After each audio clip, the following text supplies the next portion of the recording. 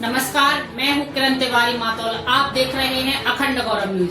कहते हैं जब सीमा के इस पार हवा चलती है तो उसका असर उस पार तक महसूस होता है, लेकिन इस बार सिर्फ हवा नहीं चली बल्कि पश्चिम बंगाल में महा एग्जैक्ट पोल्स ने वो सुनामी पैदा कर दी है जिसकी गूंज 7 समुद्र पार नहीं बल्कि हमारे पड़ोसी देश बांग्लादेश की संसद तक पहुंच गई है। जी हां, कल अखंड गौरव न्यूज ने आपको जो आंकड़े दिखाए थे उन आंकड़ों ने ढाका की संसद में हड़कंप मचा दिया है। पश्चिम बंगाल में भारतीय जनता पार्टी की बढ़त के संकेतों ने बांग्लादेश के नेताओं की रातों की नींद उड़ा दी है। आज की सबसे बड़ी और विशेष रिपोर्ट, बंगाल में कमल की आहट, बांग्लादेश में क्यों है घबराहट। पश्चिम बंगाल विधानसभा चुनाव 2026 के जो रुझान सामने आए हैं, चीख चीख कर कह रहे हैं कि बंगाल की जनता इस बार परिवर्तन की लहर पर सवार है।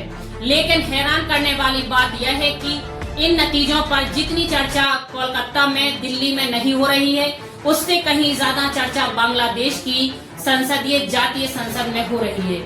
वहां केवल नेशनल सिटीजन पार्टी के सांसद अख्तर हुसैन ने संसद में खड़े होकर खुलेआम अपनी चिंता जाहिर की है। उनका डर क्या है? उसका डर है घर की वापसी।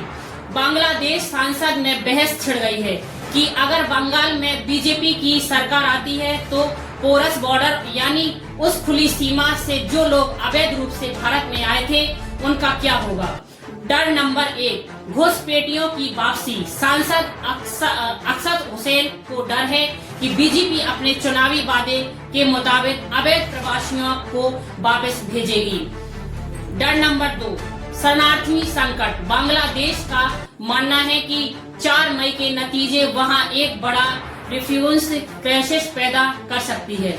डर नंबर 3, कड़ा संदेश। चुनाव प्रचार के दौरान बीजेपी के दिग्गजों ने जो कड़ा रुख अपनाया था, बांग्लादेश उसे अपनी संप्रभुता के लिए खतरा मान रहा है।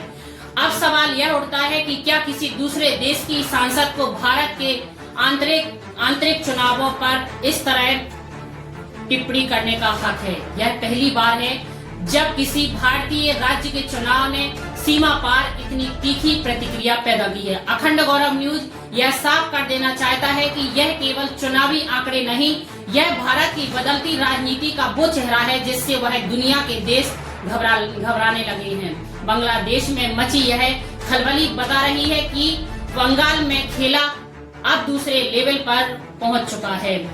तो क्या 4 मई को जब नतीजे आएंगे तब ढाका में सन्नाटा पसरेगा?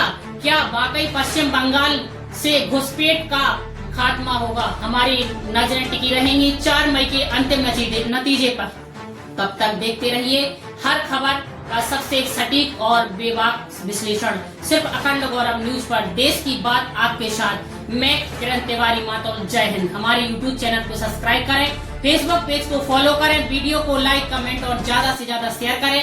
खास खबरों के लिए देखते रहिए अखंड गौरव न्यूज, साहस सच के। नमस्कार, मैं हूं किरण तिवारी मातौल। साथियों, आज बनगांव से मैं डंके की चोट पर घुसपैठियों को चेतावनी देना चाहता हूं। जो भी अवैध तरीके से बंगाल में घुस आया है, जो फर्जी डॉक्यूमेंट लेकर यहां रह रहा है, वो 29 अप्रैल से पहले बंगाल और हिंदुस्तान छोड़ दे, वरना 4 मई के बाद हर घुसपैठियों को खदेड़ा जाएगा। टीएमसी किसी भी घुसपैठियों को बचा नहीं पाएगी।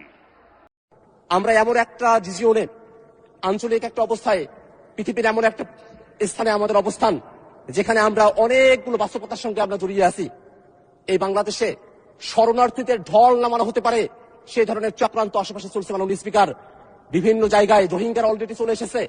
আবার আমাদের প্রতিবেশী দেশ থেকে আবার যে মুসলমানদেরকে বের করে দিয়ে আমাদের দেশে শরণার্থী হিসেবে ঢল নামানো হবে না তার কোনো গ্যারান্টি নেই মাননীয় স্পিকার। এই কারণে আমরা এই বাংলাদেশের যারা মানুষেরা আছি আমাদেরকে একতাবদ্ধ থাকতে হবে। আমরা সেই ৭১ 24-এ প্রত্যেকটা সময় জাতিগতভাবে আমরা যেমন একত্রিত হতে পেরেছিলাম, তেমনি ভাবে এই বাংলাদেশের স্বাধীনতা সার্বভৌমত্বের উপরে, বাংলাদেশের জনগণের উপরে যদি কোনো ধরনের পরাধীনতা চাপিয়ে দেওয়ার চেষ্টা করা হয়, সেই সময়টা তো আমাদেরকে ঐক্যবদ্ধ থেকে বাংলাদেশের জন্য কাজ করতে হবে। মাননীয় স্পিকার,